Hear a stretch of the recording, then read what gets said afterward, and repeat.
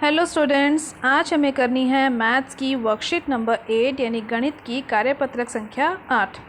आज की हमारी वर्कशीट का टॉपिक है इंटीजर्स, जहां पर हम प्रॉपर्टीज़ ऑफ डिवीजन के बारे में सीखेंगे, यानी पूर्णांकों की भाग के क्या गुण होते हैं। आज की वर्कशीट में हमें यह सीखना है।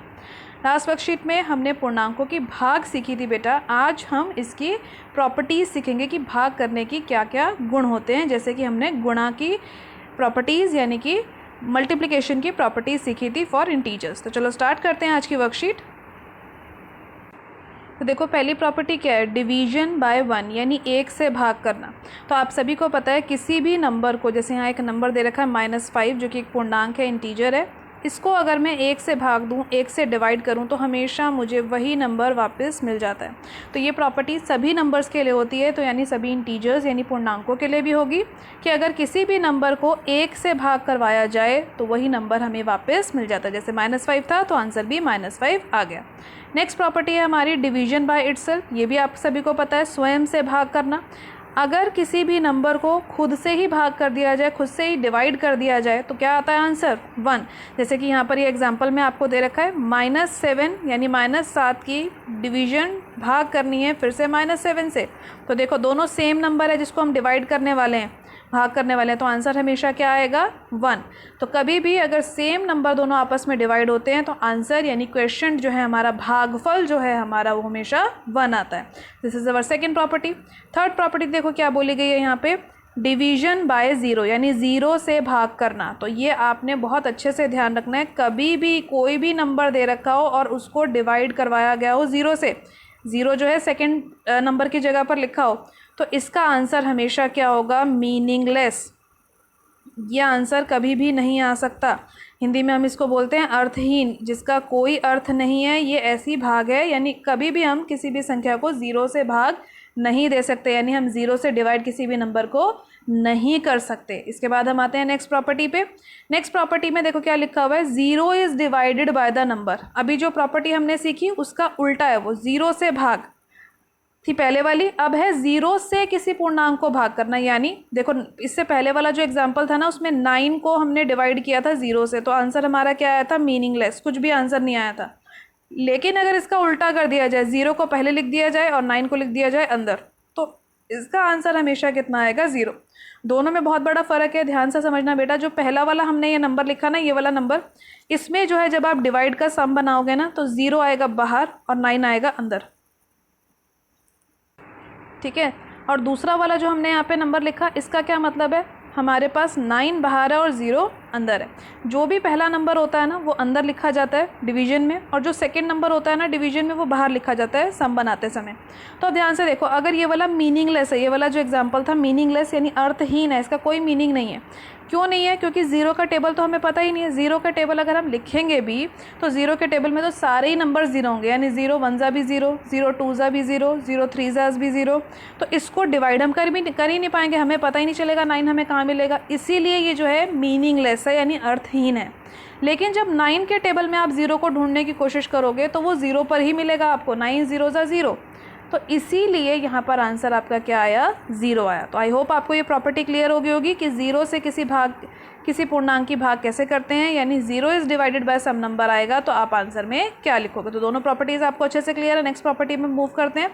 नेक्स्ट प्रॉपर्टी है हमारी यहाँ पे क्लोजर प्रॉपर्टी। जैसे कि आपने मल्टीप्लिकेशन करते समय क्लोजर प्रॉपर्टी सीखी थी, जिसको हम संवृत नियम बोलते हैं हिंदी में, वही सेम मीनिंग है यहाँ पर डिवीजन में। लेकिन आपने सीखा था इंटीजर्स जो होते हैं वो मल्टीप्लिकेशन में क्लोजर प्रॉपर्टी को फॉलो करते हैं, यानी संवृत नियम का पालन करते हैं, लेकिन डिवीजन में नहीं करते। तो याद करिए, संवृत नियम यानी क्लोजर प्रॉपर्टी क्या थी मल्टीप्लिकेशन में?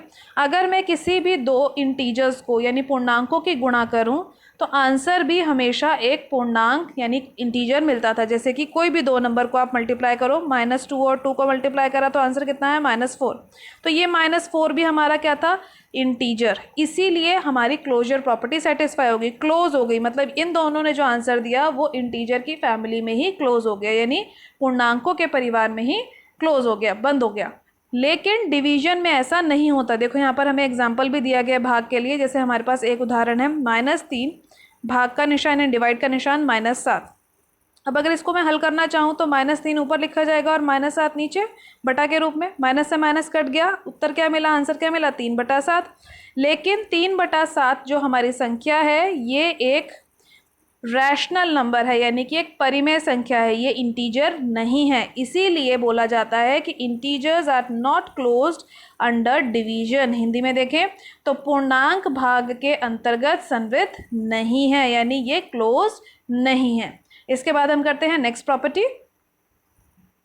नेक्स्ट प्रॉपर्टी है हमारी कम्यूटेटिव लॉ, यानी कि क्रम विनिमय का नियम। अब इसमें भी ध्यान से समझते हैं, इसमें हमें क्या समझना है। देखो कम्यूटेटिव प्रॉपर्टी ये भी जो है इंटीजर्स के लिए फॉलो नहीं करती, यानी कि क्रम विनिमय भी का भी पालन इंटीजर्स नहीं करते भाग के लिए, लेकिन गुणा के लिए ये भाग जो था ये पालन करते थे। आप याद करो a × b is equal to b × a होता था।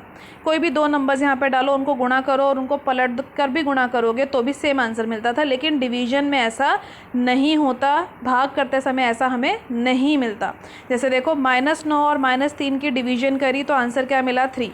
लेकिन अगर इसी दोनों नंबर को उल्टा कर दूँ, 3 की जगह पे 9 और 9 की जगह पर 3 कर दूँ तो आंसर क्या मिल रहा है, 1/3। तो यानी हमारा आंसर सेम नहीं आया जब हमने -9 को डिवाइड किया -3 से। This is not equal to, ये बराबर नहीं आया अगर मैंने नंबर उल्टे कर दिए। तो यही हमारी प्रॉपर्टी होती है कम्यूटेटिव, लेकिन ये इसका पालन नहीं कर रहा, ये इसको फॉलो ही नहीं कर रहा, आंसर अलग अलग आ रहे हैं। तो इसीलिए यहाँ पर लिखा है division is not commutative for integers.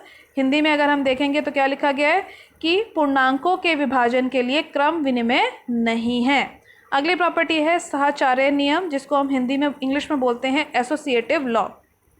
Integers में एसोसिएटिव लॉ भी फॉलो नहीं करता, यानी किसी दो नंबर्स का आंसर निकाल के मैं तीसरे के साथ उसको डिवाइड करवाऊंगी तो जो आंसर आएगा वो डिफरेंट होगा अगले दोनों पेयर्स के लिए। तो इसी तरीके से ये सारी प्रॉपर्टीज़ हमारी फिनिश हो गई। अब देखो नेक्स्ट जो हमें क्वेश्चन दे रखा है, ये टेबल दे रखा है, इस टेबल को हमें कंप्लीट करना है। Let's complete the table. इसमें स्टेटमेंट हमें दे रखी हैं और हमें प्रॉपर्टीज़ के नाम लिखने हैं। तो चलो स्टार्ट करते हैं इस टेबल को। आगे की वर्कशीट में देखो बेटा क्या दे रखा है, टेबल दे रखा है जिसे हमें कंप्लीट करना है। स्टेटमेंट्स लिखी हैं इसमें और प्रॉपर्टी का नाम हमें बताना है, यानी कथन 1, कथन 2 और फिर लास्ट में हमें ये पूर्णांकों के गुण भाग का जो गुण है उसका नाम लिखना है। ठीक है, तो पहला क्वेश्चन देखो क्या है, 5 divide dash is equal to 1, यानी 5 की भाग किससे की जाए कि आंसर 1 आ जाएगा, 5 से ही की जाएगी, 5 से। अगले में देखो दोनों नंबर सेम है, आपस में डिवाइड हो रहे हैं तो आंसर क्या आएगा, 1। यानी प्रॉपर्टी हमारी पहली क्या होगी, डिवीजन बाय इटसेल्फ, यानी स्वयं से भाग अगर कोई संख्या होती है तो आंसर हमेशा 1 आता है। फर्स्ट हो गया। सेकेंड में देखो क्या है, 0 डिवाइड 7, फिर दोबारा से लिखा हुआ है डैश डिवाइड 8 बराबर है 0 के, तो यानी 0 is divided by a number.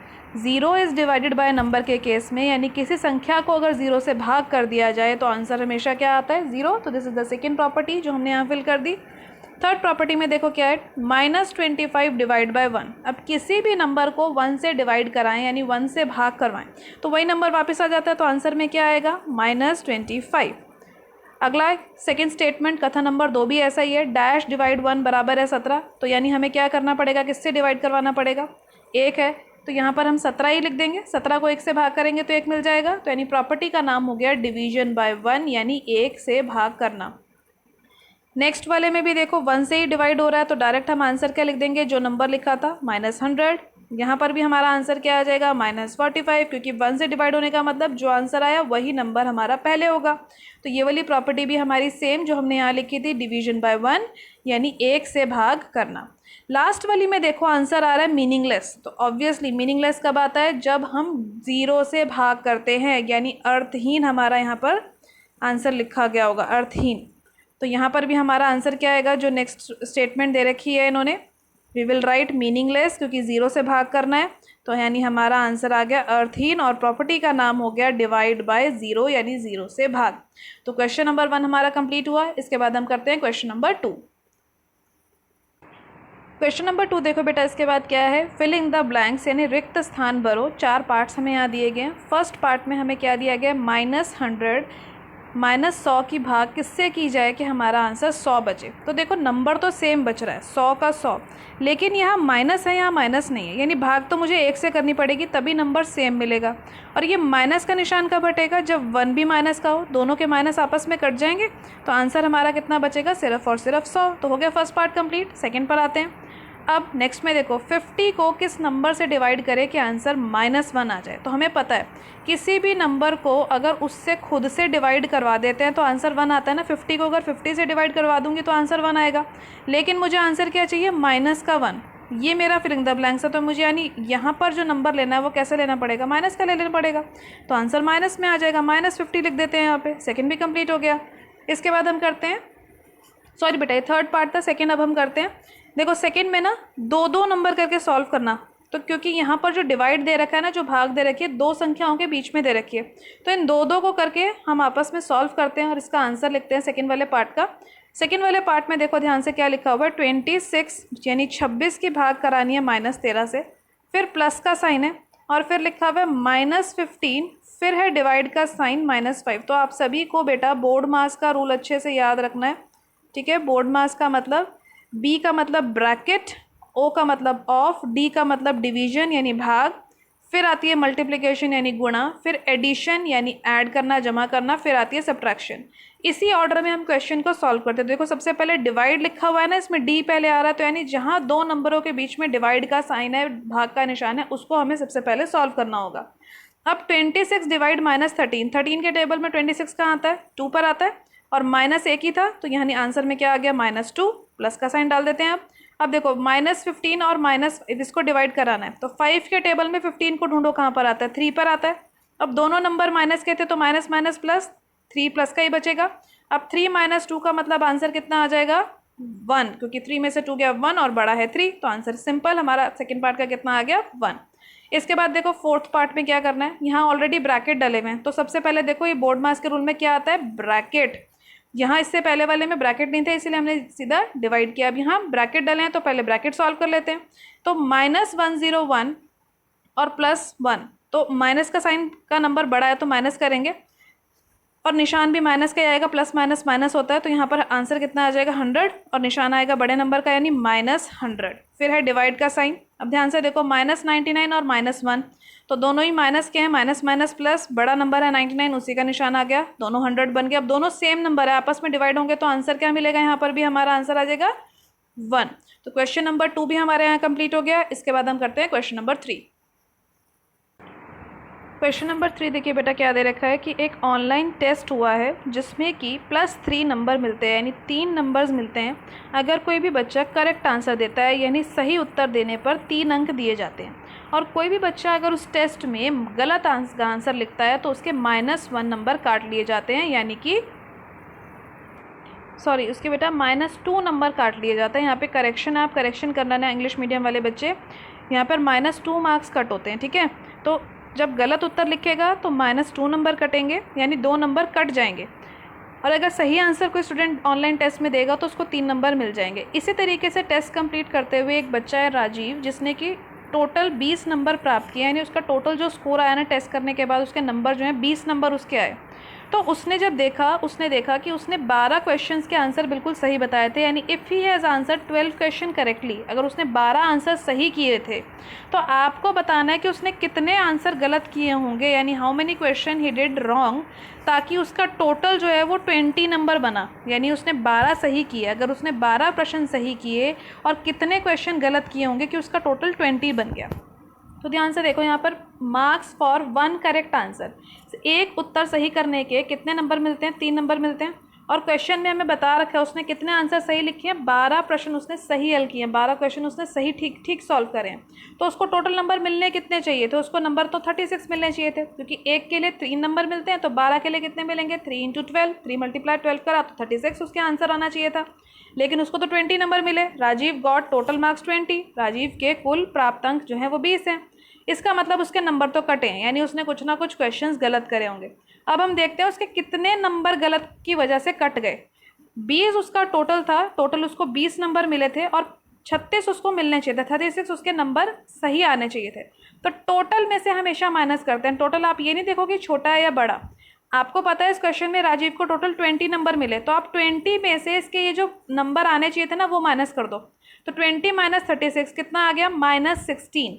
तो यानी ये जो -16 हुआ ना, इसका ये जो -16 नंबर आया, -16 आया, ये नंबर इसके गलत उत्तर के अंक है। यानी जो इसने क्वेश्चन गलत करे होंगे उसके वजह से इसको -16 हो गया, इसके टोटल स्कोर में से -16 हो गया। एक क्वेश्चन गलत करने के लिए कितने नंबर कटते थे, 2 नंबर, इसके तो -16 कम हो गए।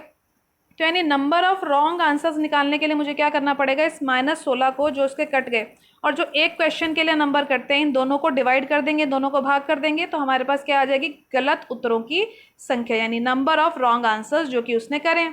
तो -16 और 2 को आप डिवाइड करवाओ जल्दी से, यानी 2 के टेबल में 16 ढूंढो, कहाँ पर आता है, 8 पे, और दोनों ही नंबर के पास माइनस का साइन था, माइनस से माइनस कैंसिल, तो यानी उसने टोटल 8 क्वेश्चन गलत किए होंगे, तभी उसका स्कोर जो है 20 बना। तो आज की वर्कशीट यहाँ फिनिश हुई बेटा। आज की वर्कशीट के सभी क्वेश्चंस की प्रैक्टिस कीजिए। एनसीईआरटी में इससे रिलेटेड जो भी और क्वेश्चन है उन सभी की प्रैक्टिस भी आपने जरूर करनी है। आज की वर्कशीट की वीडियो अच्छी लगी हो तो अपने फ्रेंड्स के साथ लाइक और शेयर करना मत भूलिएगा।